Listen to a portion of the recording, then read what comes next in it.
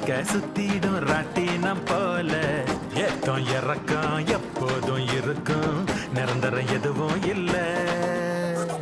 காசு பணம் கையில் இருந்தா தான் மதிப்பா சொந்தம் பந்தம்லாம் ஆஸ்காரு நடிப்பா பிரிச்சு பார்க்கும்